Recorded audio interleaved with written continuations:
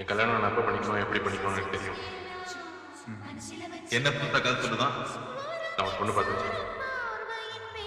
ஆரன் கேட்கல